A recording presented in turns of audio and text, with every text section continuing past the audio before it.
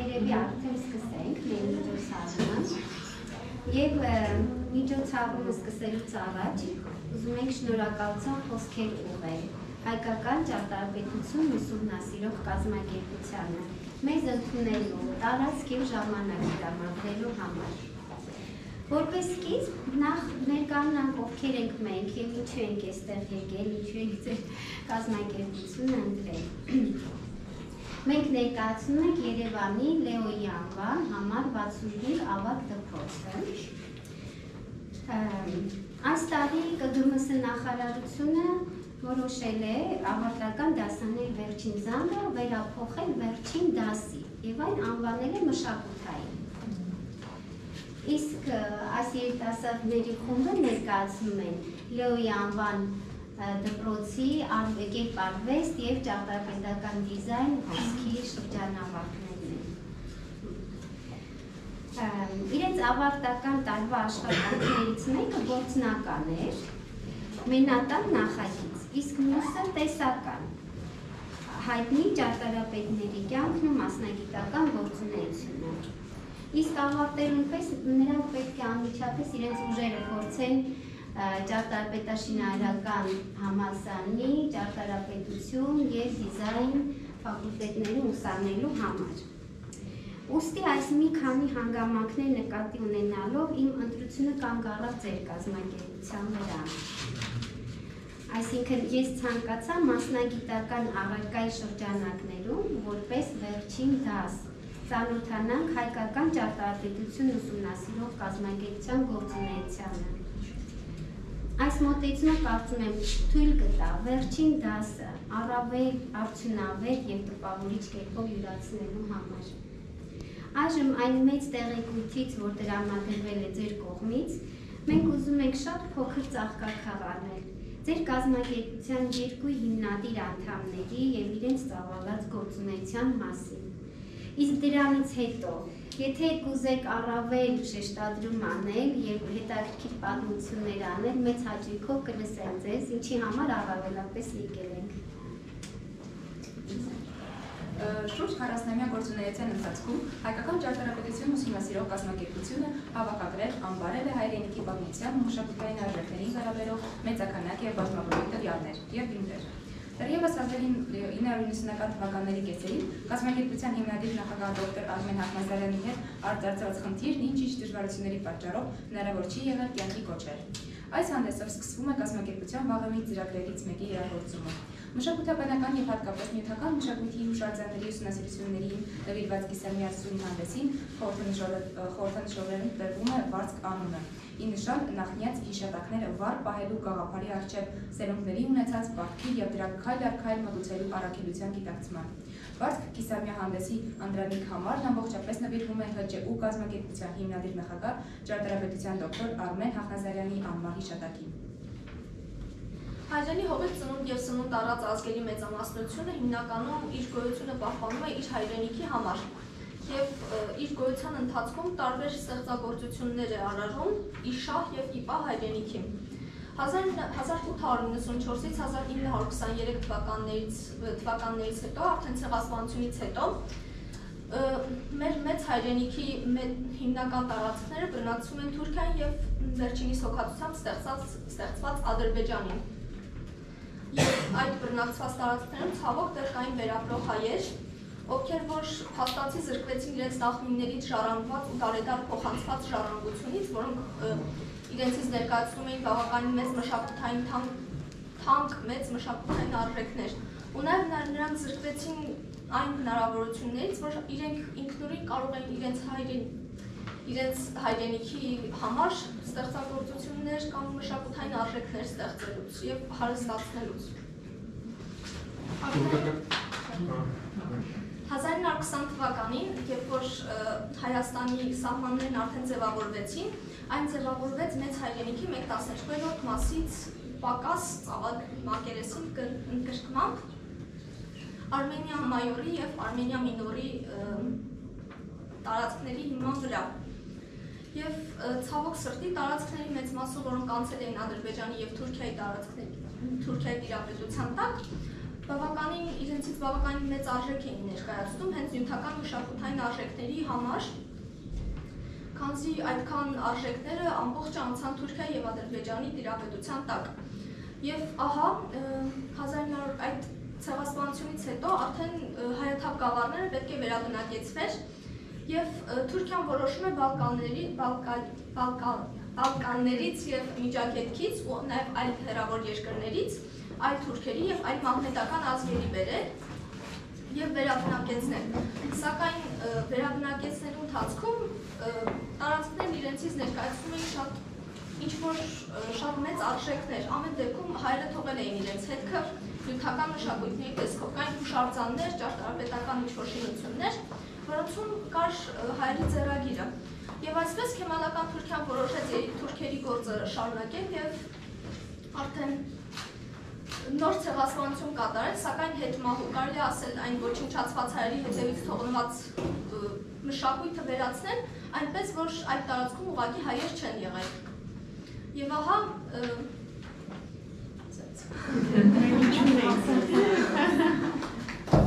Թուրքական իշխանությունները հենց 1920-ական թվականներից, սակայն ավելի լուրջ 1940-ականից 1960-ական թվականներին ձեռնամուխ են լինում Արևմտյան Հայաստանի ողջ տարածքում ոչնչացնելու այդ հայկական պատմամշակութային հուշարձանները։ Առաջնային գծում այդ ոչնչացման եզրին են դրվում ավելի վաղ եկեղեցիները, վանքերը, խաչքայերը, գերեզմանոցները, իսկ սակայն այդ կամուրջները, բնակելի հատվածները դրանք ավելի մեծ մասով պահպանում են, սակայն նրանցում անհետացում են հայկական բիմակները 1960-ական թվականները պայթեցման են ենթարկում քրիստոնեական վաղ միջնադարյան ողջ այդ եկեղեցիները եւ վանքերը եւ ոչնչացում են բոլոր հոգեվոր կենտրոնները։ Եվ խոսում ենք այն մարդկանց մասին, ովքեր հայոց հայրենիքի նյութական մշակույթի արժեքները թեկուզ թղթի վրա, առաջինը պետք է հիշենք Ժան Միշել Թիերիին։ Նա ուսուցիչական ֆրանսիացի էր, մասնագիտությամբ բժիշկ։ Չնայած բազմաթիվ խոչընդոտների դեռ 1950-ականների կեսերից սկսել էր այցելել Արևմտյան Հայաստան։ Տարիների ընթացքում նա անընդհատ աշխատել է լուսանկարելով ու չափագրելով հայկական ճարտարապետության բազմաթիվ հուշարձանները, որոնք այսօր կամ ընդհանրապես չկան, կամ մասամբ են պահպանվել։ Սակայն եթե մասնագետներից շատերը խնդիր ունեին մեկ կամ մի քանի ուղևորությունների միջոցով ծանոթանալ հիմնականում առավել հայտնի մի շարք հուշարձաններին, ապա 20-րդ դարի ամբողջ երկրորդ կեսին նրանցից առանձնանում են միայն երկու անձ՝ ֆրանսիացի բժիշկ Ժան Միշել Թիերին եւ ճարտարապետության դոկտոր Արմեն Հախնազարյանը։ Նրանք արհամարելով թուրքական իշխանությունների տարատեսակ արհեստացի խոչընդոտներն ու վտանգները իրենց հնարավորությունների սահմաններում, իսկ երբեմն են առավել քան իրական սահմաններն են, իրականացնում են մեկը մյուսին հաջորդող գիտարշավներ եւ կարողանում աշխատանքներն առաջ մղել առավել համակարգված ծրագրով։ Ի տարբերություն Ֆրանսիայի լծակից ավագ գործընկերոջ, որի գիտարշավները մեկը մյուսի ետևից արդյունավորում էին հրապարակող գիտական ուսումնասիրություններով, դոկտոր Արմեն Հախնազարյանը անձնական փորձառություններից ելնելով գտնում էր, որ իր ազգությամբ հայ լինելու պարագայում աշխատանքների շարունակականությունը չխոչընդոտելու նպատակով միաժամանակ ստիպված էր ձեռնպահ մնալ հրատարակչական գործունեությունից։ Այս կերպ իր ստեղծած լուսանկարների, դիվանների մի շարք հեղինակներ են համարվում տարբեր վստահելի անհատներ, որոնց աշխատանքին առնչվող բոլոր ծախսերը հոգացել է ինքը իր սեփական միջոցներով։ Արմեն Հախնազարյանը ծնվել է ցեղասպանությամբ հայրենիքից դուրս մղված եւ բազմաթիվ գերդաստանից մեն միայնակ մնացած աբոլիստի Հովհաննես Հախնազարյանի ընտանիքում 1941 թվականի մայիսի 5-ին։ Արդեն Գերմանիայի Aachen քաղաքի համալսարանում քաղաքաշինություն ուսանելու տարիներին հայ ճարտարապետության նկատմամբ Արմեն Հախնազարյանի դրսևորած հետաքրքրությունները 1969 թվականին ամբողջանում են Արտազի Թադեոս Առաքյալ վանքի մանրազնին ուսումնասիրությամբ եւ դոկտորական թեզի պաշտպանությամբ։ Արտերկրում համալսարանական կրթություն ստացած եւ Թեհրան վերադարձած շրջանավարտների Իրանի թագավորի հետ հանդիպման ժամանակ խնդրում է տևական ուսումնասիրական աշխատանքի թույլտվություն Մագուի շրջանում գտնվող Թադեոս Առաքյալ վանքում։ Ձեռք բերելով արտոնություն 1968 թվականին Հախնազարյանը մեկնում է Թադեոս Առաքյալի վանք եւ շուրջ կես տարվա ընթացքում մանրազին չափագրում է վանքը։ Հետագայում այդ նյութը հիմք է դառնում դոկտորական թեզի համար։ Ակաջարոր հայկական ճարտարապետական անտերունջ կոթողների միտումնավոր ոչնչացման բազմաթիվ լուրերին Հախնազարյանն առաջին անգամ 1970 թվականին ճամփորդում է դեպի նախնյաց հիշատակներով այնքան հարուստ Արևմտյան Հայաստան եւ ընդհանրապես հազիվ մի քանի հայտնի հնավայրեր այցելելուց հետո տուն է վերադառնում։ Բարիս ամենալայն իմաստով շվարած վիճակում։ Հուշարձանների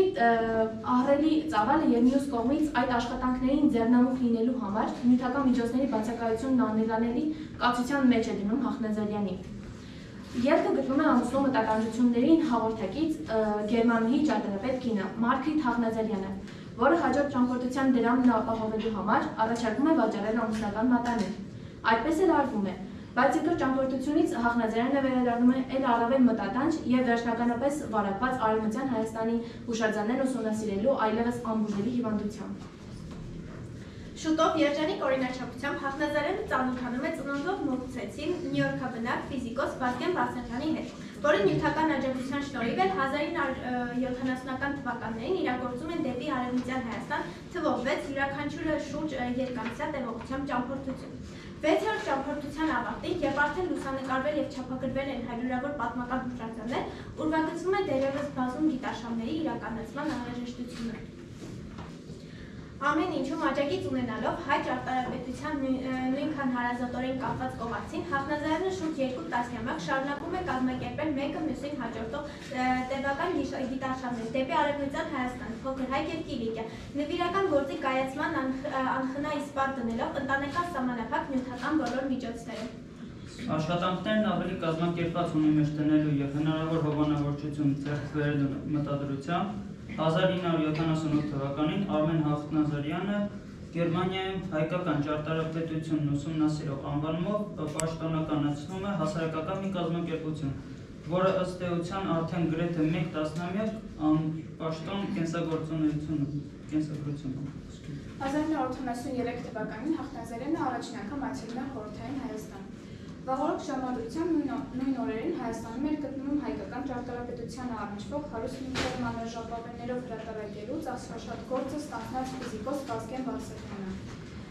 1983-ից 1979 թվականների ընթացքում լույս ընծայված Արմենիա արտիցեր մանրաժապավենների 7 հայտորյակներից յուրաքանչյուրը պարունակում էր 4000-ից 5000 պատկեր, չափագրություն եւ տեքստ, որը նյութերի մի պատկառելի բաժնի պատասխանատուն էր դոկտոր Արմեն Հախնազարյանը։ Աշխարհում միևնույն հետաքրքրություններն ու նպատակն ունեցող անձինք մի օր գտնում են իրար։ Սկսած 1989 թվականից Հախնազարյանի հետ մեր ծանոթությամբ էլ որոշվում է այնուհետ աշխատանքներ առաջ տանել համագործակցաբար։ Կազմակերպության աշխատանքներին Արմեն Հախնազարյանի միջոցով իրազեկ եւ համակիր մի խումբ իրանահայերի ջանքերով ՊՃ-ում Շահեն Հարությունյանի նախագահությամբ 1996 թվականին գրանցվում է նաեւ ամենուր։ Ինչ վերաբերում է Հայաստանի Հանրապետությունում կազմակերպության ֆինանսմանը, արդեն վաղուց հասունացած խնդիրը լուծում է 1998 թվականին։ Դրանով կազմակերպությունը իր պաշտոնական գործունեության 30-րդ տարում գրանցում է ստանում նաև հայրենիքում։ Երջանկահիշատակ Լևոն Հախվերդյանի բարի կամքի 2000 թվականի փետրվարի 22-ին Արվեստի ինստիտուտի հարկաբաժնում տեղ է ունենում Հայաստանի ճարտարապետական կազմակերպության գրասենյակի բացումը։ Հայաստանի Հանրապետությունում կազմակերպության պաշտոնակացումն ու գրասենյակի հիմնումը բացում է գործունեության նոր աննախադեպ հորիզոններ։ Սկսվում է 19-ների ընթացքում կուտակված տասնյակ հազարավոր նեգատիվների, պոզիտիվների, լուսանկարների, չափագրությունների, քարտեզների եւ հարակից այլազան նյութերի թվայնացման աշխատանքները։ Կարգի են բերվում 19-ների ընթացքում կուտակված դիվանական տարաբնույթ նյութերը, դասակարգվելով ըստ բնակավայրերի եւ արժեթարածքային միավորների։ Միմյանց հետևող բոլոր այս քայլերն ի վերջո թելադրվում են նյութական միջոցների առկայությամբ, որը մեծագույն մասով շարունակում է լույսերի վրա գրել Արմեն Հախնազարյանը։ Կինս աշխատում, ընտանիքս է պահում իզես գրասենյակը, հաճախ այսպես է պատասխանում Արմեն Հախնազարյանը, երբ հարցեր ուղղում նյութական միջոցների հայտնման աղբյուրների մասին։ Նույն ժամանակ ոչ մեկին չէր ասում, որ բաժանվել է Այվազովսկու 3 կտավներից կամ Թեհրանում գտնվող թափուր մնացած հայկական տունը վաճառել եւ միջոցներ ուղարկել ի նպաստ գրասենյակի գործունեության։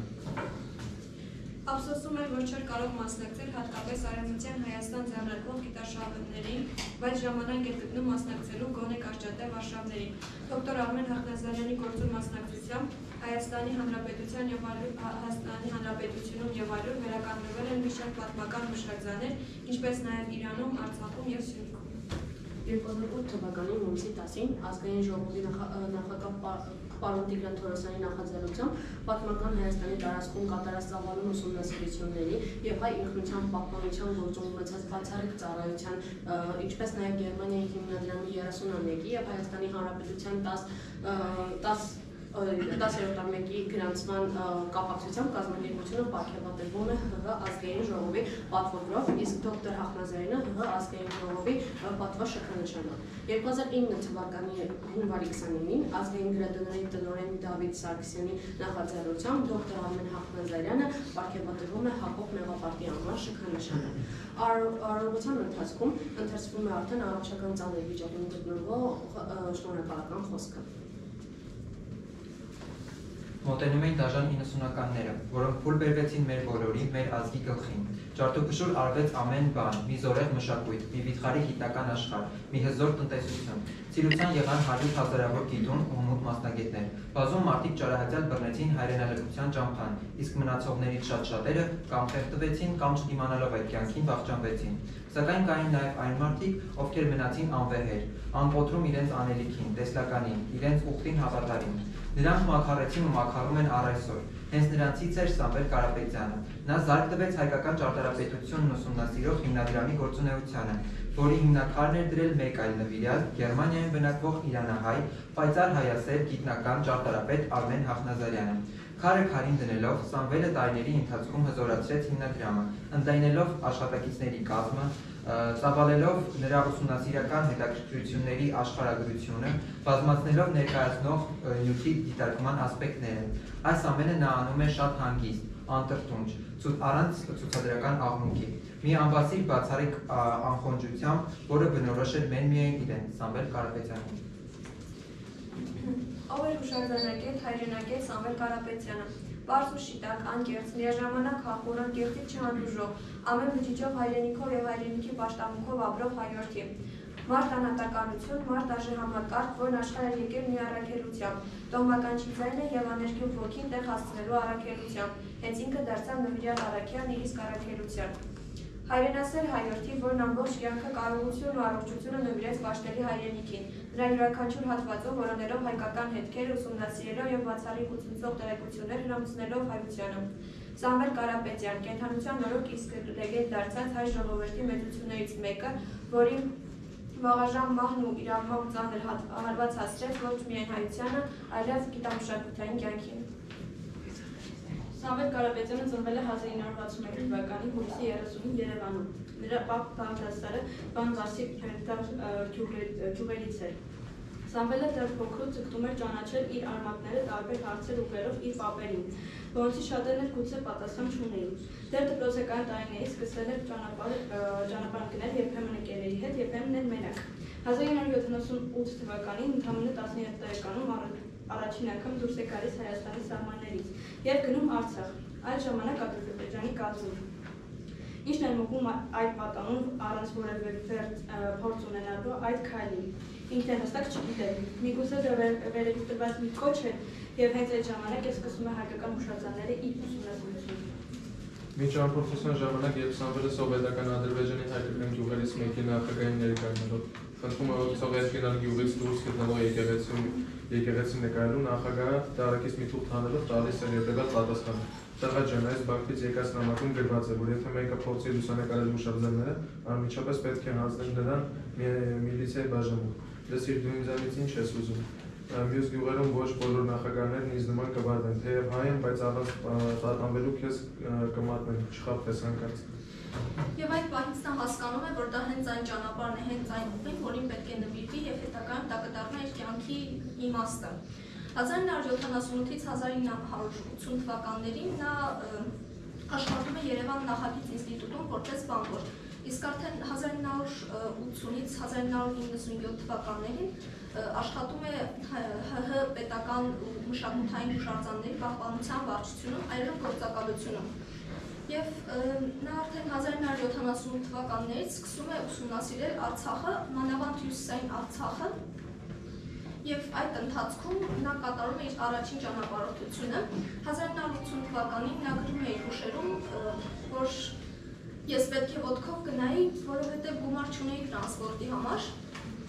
Եվ նաև մտածում էի, որ եղատեսիլ վայրերով, հայկական լեռներով կշրջեմ Արցախում եւ արդեն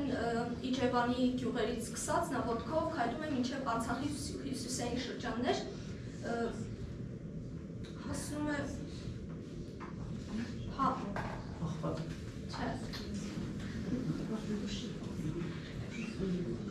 Հադրութի հարավային շրջաններ է հասնում եւ արդեն նա գրում է, որ հիացած է Ղարաբաղի եւ մշակույթով եւ մարդկանցով եւ բնությունով։ Արդեն 1984 թվականին սկսում է ուսումնասիրել Գորի Ձախախնյա շրջանը, հիմնականում բուն հենց նախորդ բանում նշեցի, որ հենց բուն աղբանքը եւ նա կարելի ասել այլ միակներից էր, որ ուսումնասիրում էր եւ բավականին մեծ վտանգ կար Ադրբեջանի տարածքում ինչ-որ գործունեություն ծավալելը շատ վտանգավոր էր եւ ահա նա գրում է, որ շատ դժվար էր եւ շատ վատ է, որ նա այս փորձառությունը չուներ, երբ որ ուսումնասիրում էր գնահատանքը, արդյոք կարելի է այդ ուսումնասիրություն համարել թե ոչ, բայց ամեն դեպքում նա գոնե ուրախ էր, որ ինչ-որ լուսանկարներ պահպանվել էին եւ 1988 թվականից նա փաստագրում էր Օրորի երկրի վրայից անհետացող հայկական մշակույթի տարրերը եւ նրա ճանապարհը երբեմն երկխոչընդոտներով, երբեմն շատ լավ էր, երբեմն շատ բացառապես վատ էր, սակայն նա ամեն դեպքում շարունակում էր իր ճանապարհը եւ ցավոք սրտի դա շատ թանկ էր, քանի որ ամեն անգամ նա հյուրընկալվում էր եղբայրական Ադրբեջանի ազգային անվտանգության նկուղներում եւ արդեն ուներ առողջության կորուստ եւ նաեւ մազաթափություններ էր խոսում շատ մեծ լարվածության մասին։ Եվ 1978-ից 88 թվականների ընթացքում նա Ադրբեջանում հասցրել է մոտավորապես 40 ուղևորություն կատարել եւ այդ ուսումնասիրությունները եւ լուսանկարները բավականին շատ թանկ են այսօրվա դրությամբ։ Ադրբեջանում Բաքվի այնպիսի ծառայություն չկար, որտեղ ես ներկայացված չլինեի։ Միլիցիա չկար, որտեղ տարված չլինեի։ Շաբաթներով Բաքվի բանտախցերում եմ մնացել։ Այդ երկրում լուսանկարչական սարքից սարսափում էին։ Հրազան տեսնելիս անգամ չէին վախենա, ինչքան վախենում էին լուսանկարչական սարքից։ Աշխարհում սակայն միայն հետաքրքրություն ու նպատակ ուներ ևս մեկ նվիրյալ հայ ճարտարապետ Արմեն Հախնազարյանը, իրարից անկախ եւ առանց իրար ճանաչելու երկու հայրենիները նույն աշխատանքն էին կատարում, մեկը Թուրքիայում, իսկ մյուսը Վրաստանում ու Ադրբեջանում։ Երկուսն էլ հայկական հուշարձանների որս էին անում, փորձում ժամանակից առաջ ընկնել եւ փշուր հավաքել ամեն րոպե վանդալների ձեռքով հայոց հայրենիքում ոչնչացվող հայկական արժեքները։ Իր գործունեությամբ Արմեն Հախնազարյանն արդեն հասցրել էր թուրքական պետության համար կոչվել անցանկալի անձ եւ արգելվել էր նրա մուտքն այդ երկիր։ Տարիներ հետո 2015 թվականին նույն բախտին արժանացավ նաեւ Սամվել Կարապետյանը, այս անգամ եղբայրական Վրաստանում։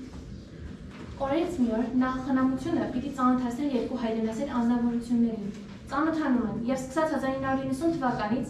Արմեն Հախնազարյանն ու Սամվել Կարապետյանը որոշում են համագործակցաբար շարունակել իրենց հույժ կարևոր աշխատանքը։ Այդ անբարենպաստ ժամանակներում այլևս չկարողանալով ոտքնել Ադրբեջան, Սամվել Կարապետյանը 1990 թվականից անցնում է Վրաստան, Ջավախքից հասնում Բոլնիս, Մարնեոլ, Դմանիս, ինչպես նաև Ախացխա եւ Կախետ։ Այստեղ եւս կռիվ է տալիս ժամանակի հետ։ Կարծում արձանագրություններ, փշուր ամբարում եւ թղթին հանձնում բյուրոկրատի սիրասան մասում։ Արցախյան ազատամարտի ժամանակ, երբ մեկի մյուսի հետևից ազատագրվում էր հայոց շրջանները, Սամվել Կարապետյանը 1993 թվականին թողնելով դեպի Վրաստան կատարվող դիտարշավները հաղթանական զորքի հետևից մտնում է Արցախ։ Տվյալ շրջանը։ Լուսանկարում այն ամենը, ինչ դեռևս չէր հոշոտել թուրքը։ Թանկ էր ամեն րոպեն, չէ որ տարածքները վերադարձնելու շուշուկ կային, իսկ կյանքը ակնապատված տարածքներում անցնելիս նրա աչքի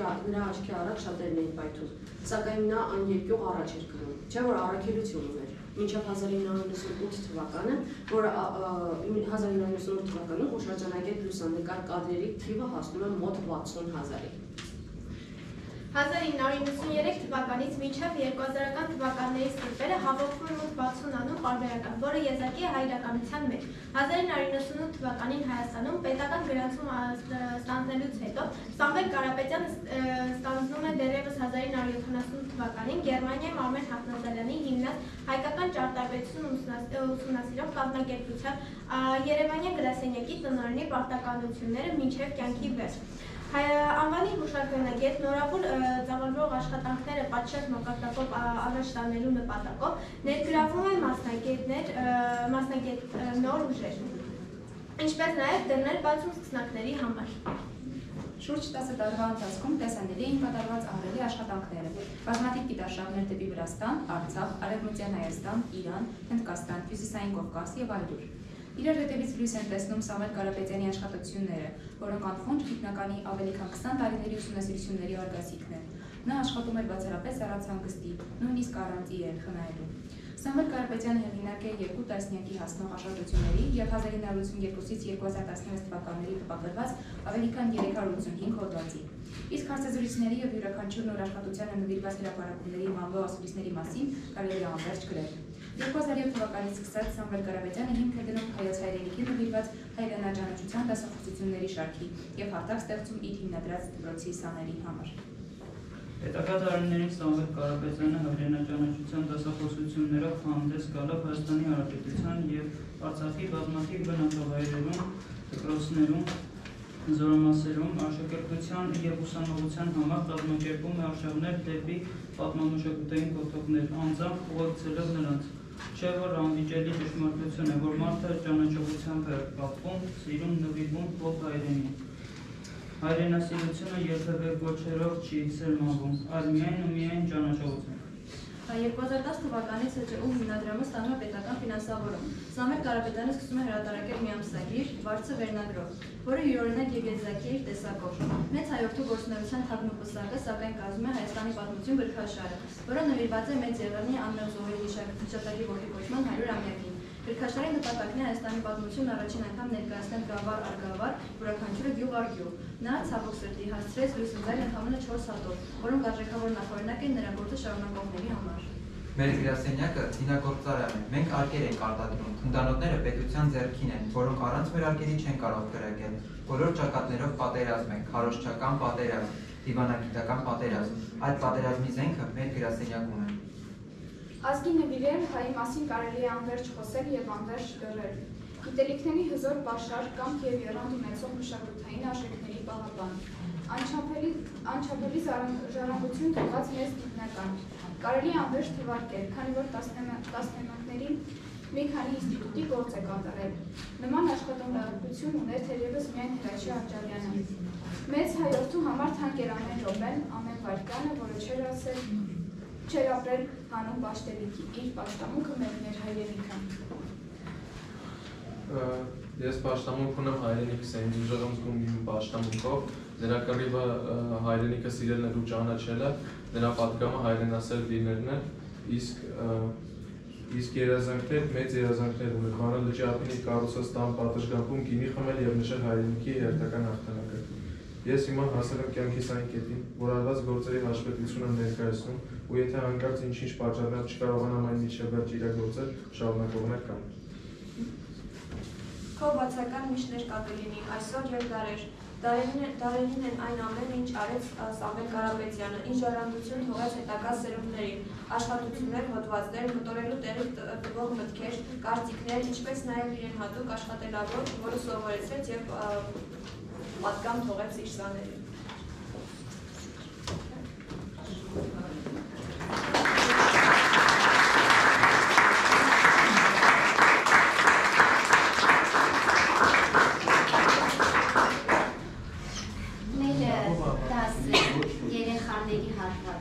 Ինչպես էին իրենք սրտել, ուսումնասիրել եւ ծանոթացել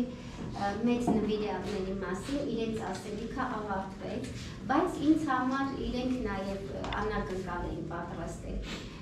Ես ինչքան որ իրենց համար նշել էի, իրենք դեռ ավելին ասեցին։ Ու դրանից հետո մեր երեխաներից, հենց իրենք նորից անակնկալ ծանոթանալով, տպավորվելով ու ուզեցին իրենց անձնական տպավորիչ խոսքն ասել, Աննա ջան, Այսօր խոնարհվում ենք երկու մեծանուն հայրենիների՝ Արմեն Հախնազարյանի եւ Սամվել Կարապետյանի լուսավոր հիշատակի առաջ։ Նրանք իրենց ողջ կյանքը նվիրեցին հայրենասիրության ամենաազնիվ դրսևորմանը, մեր պատմամշակութային ժառանգության պահպանմանը եւ վերահսկողությանը։ Նրանք ապրում էին պատմությամբ ու հայրենի հողով։ Հայրենասիրությունը նրանց լուր է, խորն ու անշրջելի, ներդաշնակ մեր երկրի տիեզերական շնչի հետ։ Մենք երախտապարտ ենք նրանց այն ամենի համար, ինչ արեցին։ Նրանց անուններն ու գործերը հավերժ կմնան մեր ազգային հիշողությունների մեջ, որպես լուսավոր օրինակ ազնվության, նվիրման եւ հայրենիաց սիրո։ Եվ թող մեր սերունդը շարունակությունը դառնա նրանց սկսած գործին։ Հավերժ փառք։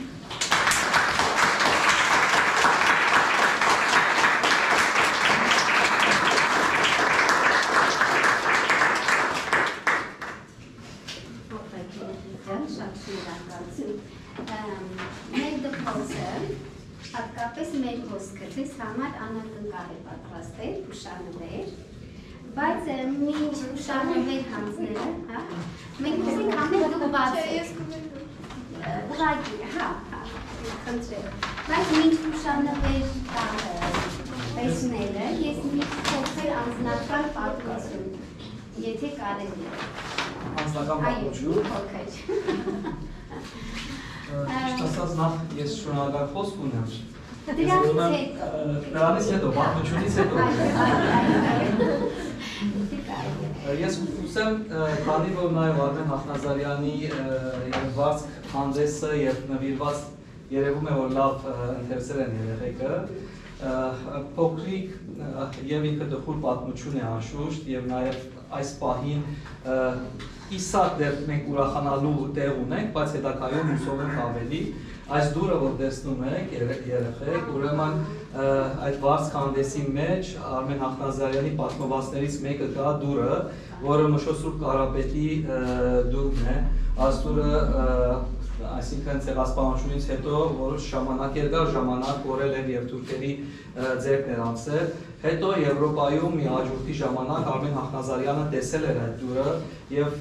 փորձել էր նաեւ տարբեր, որտեղ նաեւ դուք եք գիտեիք ինչպես նյութական դժվարություններ ուներ, փորձել էր տարբեր մարդկանց միջոցով հնարավորություն ստեղծել որ այդ դուրը կարողանան թե ոչ աջուրթով գտնվել եւ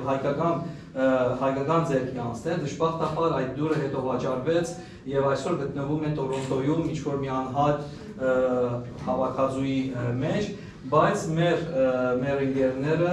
Աշոտ Հակոբյանը մեր ճարտարապետ եւ նաեւ Բակե Ֆրանկյանը մեր երաչափ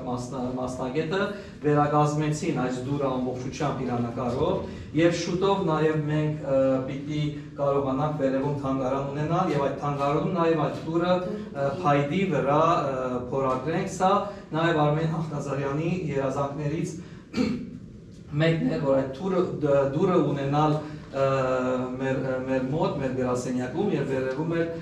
իր խոսքերն է, մեր նպատակն է Հայաստանի Հանրապետության տարածքից դուրս գտնվող հայկական հուշարձանները թեկուզ թղթի վրա փրկել, լուսանկարելով, չափակրելով նրանք։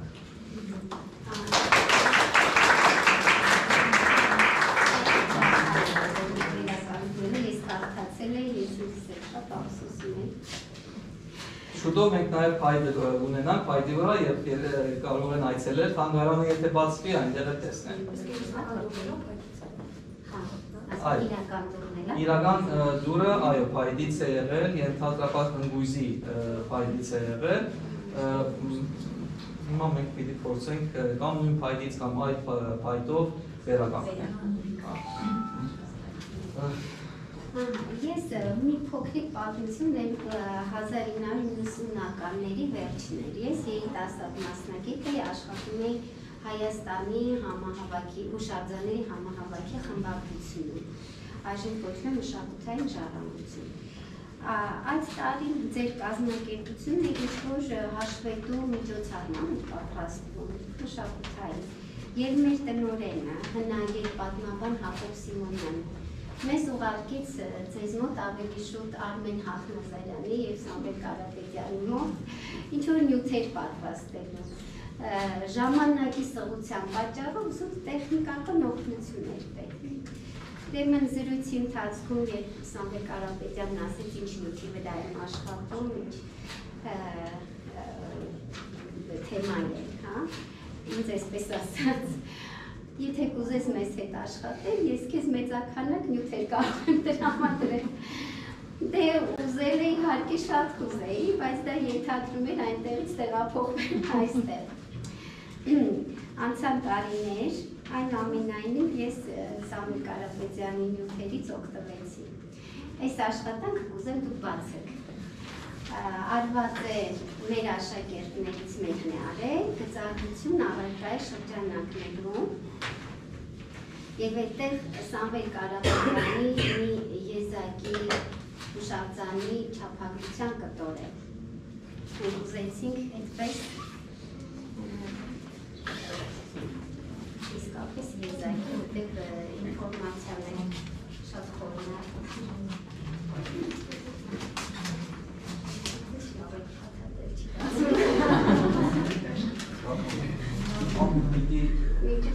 Լավ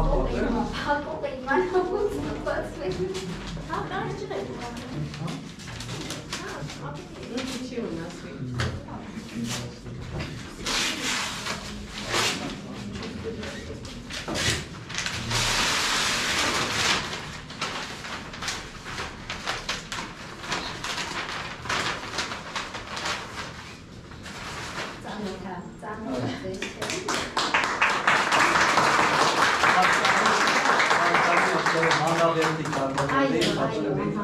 Այստեղ հենց չափագրության կտորն է, սա և կապը, առեղծվածային կապը չգիտեմ։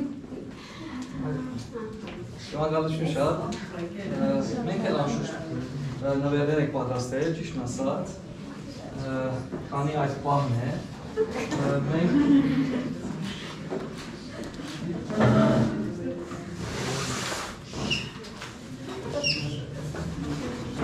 երեխաներին, շրջանավարտներին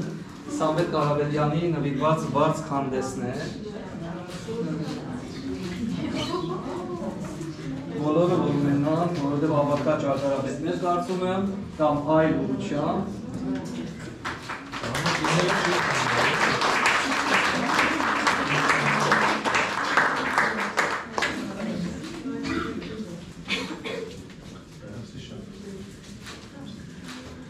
Այս ամբողջականն է, Եվ քանի որ խոսքի մեջ ասվեց նաև շարունակության մասին, իրականում այսօր մենք շարունակողներս Սամվել Կարապետյանի և Արմեն Հախնազարյանի գործը իրականում մենք անում ենք որպեսզի շարունակողներ լինեն։ Եվ ես ուրախ եմ, որ նաև շնորհակալ եմ ձեզ, Տիկին Նիկոլոսյան, որ այս նախաձեռնության համար և ուրախ եմ, որ երդասարտները իրենց ապակա, իրեն ճարտարապետներ, իրեն հետո պատմաբաններ, իրեն որևէ մի մասնագիտությամբ մեր դուրը բաց է և հույսով եմ, որ այս արդեն տպավորությամբ մի օր դուրը կծեծեն և կլինեն կամավորներ, հետագայում կլինեն աշխարհագիծներ, ինչպես ցանկանան, որովհետև մենք այս գործը շարունակում ենք, որ նաև իրենք շարունակեն մեր գործը։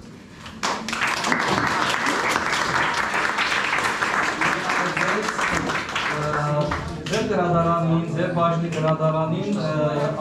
հայկական աղբյուրներ գիրքն է, որտեղ ամբողջ մեծ հայքի տարածքում հայկական աղբյուրներ ինչ որ մենք հանդիպել ենք եւ այստեղ այս գրքի մեջ դեպքում։ Եվ եթե ժամանակ ունեն, երեխեքն կարող են նստել 5 րոպե, կարող եք մեր կազմակերպության վերաբերյալ փոքրիկ տեսանյութ կա, տեսնենք տեսանյութը եւ նաեւ Իհարկե, ունենք ես ուղղակի մի բան, երիտասարդներ ջան, վերջին անգամ եմ աշակերտներ փոխում։ Ես ճիշտն ասած համարում եմ այս դասը իսկապես կայացած նպատակին ծառայել, որովհետեւ այ ես էլ մտածում եմ, որպես երիտասարդ սերունդ, իրենք կճանաչեն անհատների, որոնք իսկապես անձնական ինչ ներդրումներ են արել հանուն կապչեմ իսկապես Մենք 45 րոպե դասը ավարտվեց։ 5 րոպե ուրեմն տեսանյութ։ Կարծում եմ իսկապես շարունակություն կունենա, ինչպես տեսերուն դա շարունակվում, ազգի պատմությունը, ինչպես է պիտի համահավաքի այս արժեքավորությունը, պիտի որ շարունակվի Ճիշտն ասած մեր աշակերտներ ուսեցին Սամվել Կարապետյանի ծաղկեցությունները վերջերը։ Այո։ Սամվել Կարապետյանի կինն է, Էմման։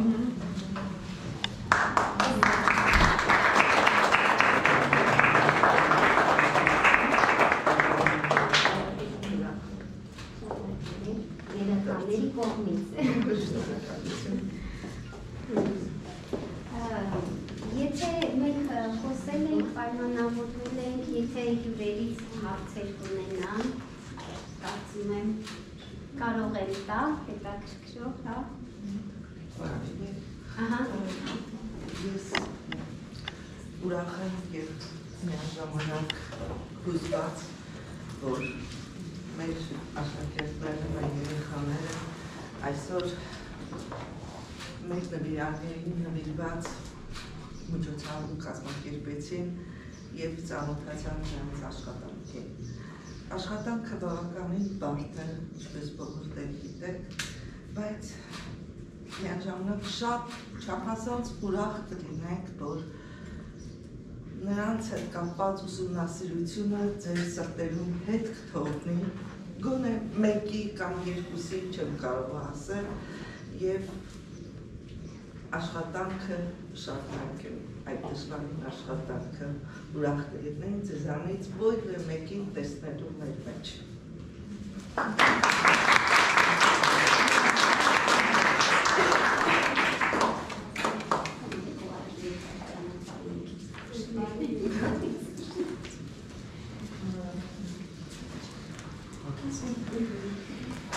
Շնորհակալություն ձեզ։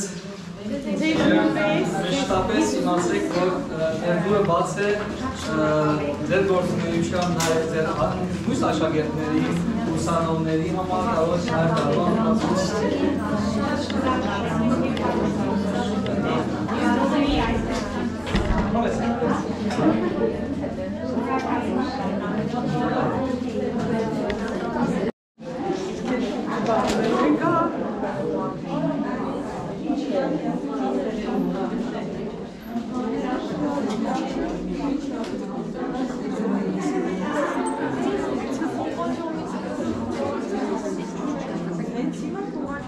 Երեխա